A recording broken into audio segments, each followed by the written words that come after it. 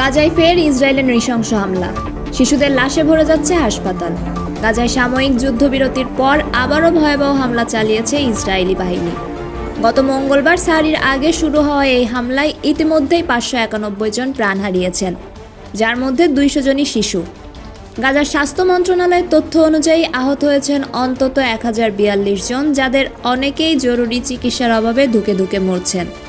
হামলার পর গাজার বিভিন্ন হাসপাতালের করিডোরে শুধু আর্তনাদ আর কান্নার শব্দ। নিহত শিশুদের নিথর দেহ হাসপাতালের মেঝেতে সারি দিয়ে রাখা হয়েছে। চিকিৎসকরা বলছেন প্রতিদিন গড়ে 10 থেকে 15 জন শিশুর মৃত্যু হচ্ছে শুধু পর্যাপ্ত চিকিৎসার অভাবে। অক্সিজেন নেই, ওষুধ নেই, বিদ্যুতে প্রায় বন্ধ। আমরা আর কিভাবে চলবো? এই নৃশংসতা শুরুর পর ইসরায়েলের প্রধানমন্ত্রী বেনিয়ামিন নেতানিয়াহু ঘোষণা দিয়েছেন এটা কেবল শুরু। তার এই বক্তব্যে গাজাবাসীর আশঙ্কা আরও বেড়েছে। ইতোমধ্যে জাতিসংঘের ফিলিস্তিন মিশন এই হামলাকে বর্বর ও বেআইনি বলে নিন্দা জানিয়েছে এবং আন্তর্জাতিক সম্প্রদায়কে দ্রুত হস্তক্ষেপ করার আহ্বান জানিয়েছে। ওষুধ, অক্সিজেন, জ্বালানি ও খাবারের তীব্র সংকটে বিপর্যস্ত গাজার হাসপাতালগুলোতে জায়গা নেই।